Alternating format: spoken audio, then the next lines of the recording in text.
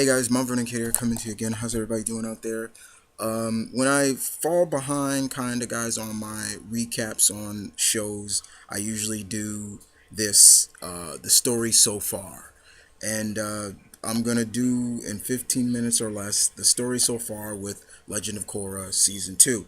So last recap slash review I did was episode 17, which was called Peacekeepers. So I'm going to do episode 18 all the way up to the last episode, which was episode 22, entitled A New Spiritual Age. And I'm going to go kind of really fast and, just give kind of the story so far and things like that. Okay, so pretty much from there, from Peacekeepers episode 17, we've basically have seen that Mako and Asami have were in dealing with a sting operation. They enlisted the help of the triple threat triads to help out to find out who's been stealing equipment from Asami's group. Unfortunately, we found out that it was all a coup to get Varric to get the company of Asami's company. We also found out uh, basically from there we find out that pretty much Korra has lost her memory. She had lost her memory and she was unconscious and she had to regain her memory. And when she was a part of the Fire Nation, uh, she and then from there we basically find out that she is in the healing process with the fire sages, and they help pretty much Korra see into her past lives. And that was where we got to see the first avatar for the first time. We finally got to see him. His name was Wong, and we saw he meets the imposing spirits of dark and light, and we Rava and Watum, and pretty much they're waging war that they've been going on for centuries. He intervenes, he brings kind of the chaos and destruction, but helps to reform it and reshape it. We get to see how also fire bending and earth bending and all that came into play, and it was really cool and things like that. Wong was a very interesting character. I loved him, and I thought Steven Yeun, who plays from uh, from The Walking Dead, did a good job voicing the character. And that was a two-part episode. Very good. Episode 19 and 20, the beginning. And in that process, basically, Korra was able to regain her memory. And thus we also get to see that it is pretty much Korra's uncle who is working with Vatum to bring him back into the world so he can cause destruction and everything like that. And he has to do it in times before the harmony convergence is upon us and things like that. Uh, when we move on from there, we have pretty much Korra is finally returns back to seeks Tenzin's help. She really kind of, in a sense, grovels, not grovels, but apologizes for her arrogance and, not trusting him, and saying to Tenzin she wants him back as his spiritual guide and helping her get into the spiritual world to close the portals and everything like that. Uh, and, we also found out that Tenzin, he can't get into the spirit world. He can't. Uh, but unfortunately his daughter Janora can. She's able to interact with the spirits, and she's able to do what her father can't do. We also see Mako still in investigation, trying to investigate Varric. Unfortunately, he's desperately wants Bolin and Asami to help him, but Bolin is on his extreme high, and they don't, and Asami doesn't really believe that Varric is the threat and things like that. How unfortunately, uh, Mako is pretty much set up. He's set up. The police raid his apartment and they find evidence that he's responsible for the threats of future industries. And so basically, he's been set up. He's been set up. There was planted evidence, and that's pretty much the details of what's going on with Mako. With also in terms of what's going on with Udalak, and trying to unseal, trying to get Vatum out of his prison. He realized that Vatum he can't free him without the Avatar's help. So we kind of getting a little bit of that, and that was Guide, and that was pretty good too. That was a really good episode. I love the episodes that really didn't just focus on Korra. It was really good as well.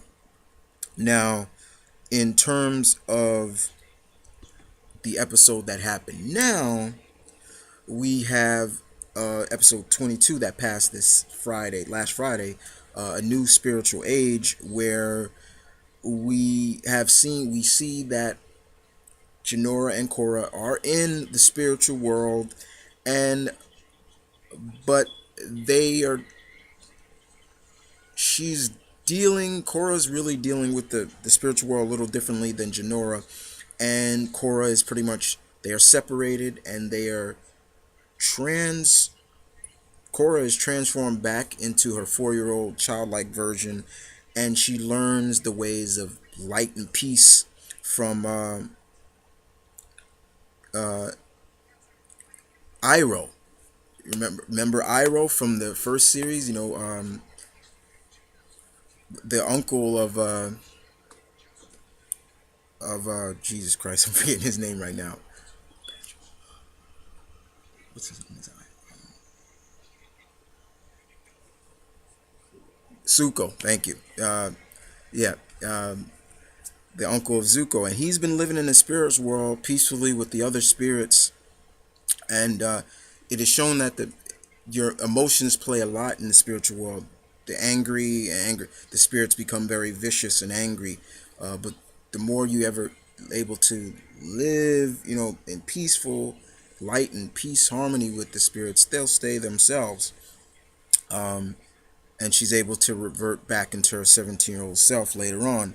However, Jinora finds out that finds basically where how to get to the Wan Shi Tong's library, and she learns where the two portals are and how to close them. Unfortunately, Udalak is he's there too and takes her. So pretty much now it became an attempt to rescue Jinora, and or basically her soul would be basically her spirit would be locked away for all eternity. However, so Korra had to make a decision, and she had to do what she had to do. But unfortunately, Jinora is still taken, and her body is in a comatose, vegetated state. So pretty much that is the story so far that's been going on Korra, from episode 18 to episode 22 that I haven't covered so far. Uh, but so far it's starting to really pick up, guys. I'm not even gonna lie about that. It's really starting to pick up in a good way.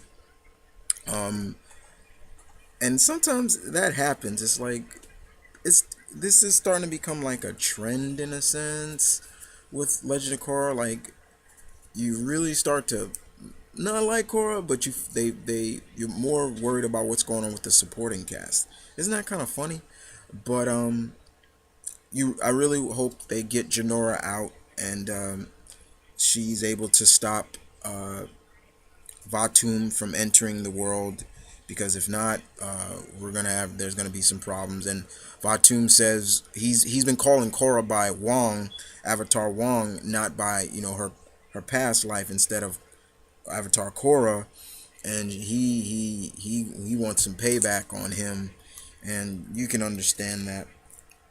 But you know, it's it's looks like now it's really gonna be more of a sense of what is Tenzin gonna do and how is he gonna be able to help his daughter, as well as what's going on, what's gonna happen with Mako. We all know it's probably Varric setting him up, and it also gives off that notion of rookies. You know, they don't really get enough respect in sense, and it's to the point where everything is against them. So it also comes to there, and also will Asami help you know uh, Mako, as well as when is Bolin gonna get off his arrogant high and come to his brother's aid. Flesh is flesh, blood is blood. You know Mako is one thing. Bolin's maybe the comic relief and sometimes acts like the nitwit, but he's brother. That's his brother, and he should be there for his brother instead of just living this celebrity high. And I can understand in a sense that why he's acting the way he is, but still, if it was my brother in need of help and I'm a celebrity or so in movies and stuff, I'm gonna drop that and go help my brother instead of you know being like, well, I'm famous now, I don't got to deal with all that stuff, I moved out. Your problems are not my problems, and things like that. So it's really sad to see that sometimes. But other than that, so far it's been good. It was really good to see Iroh again. It it was great, but also I wish it was Mako, the actor who voiced him, Mako voicing him. I wish he didn't pass away because I really loved him voicing Iroh. I'm just saying because the actor who's voicing him now, he tries way too hard to sound like Mako, and it just doesn't sound right sometimes. But it was really good to see him, and good to see a character from the original series once again. But it was good. But we have a few more episodes coming. 4 more episodes, I think, for the season. I think, I'm not sure. Um, yeah, 4 more episodes for this season for this book, and but I will be back on my tip top shape with the recap slash reviews. But as always, if you've missed any of these episodes, as always, as I am, I'll leave in the description where you can watch these episodes free of charge, no problem, if you've missed them. But other than that, this is Mount Vernon Kid catching up on Legend of Korra, the story so far. You guys take care, and I'll see you around.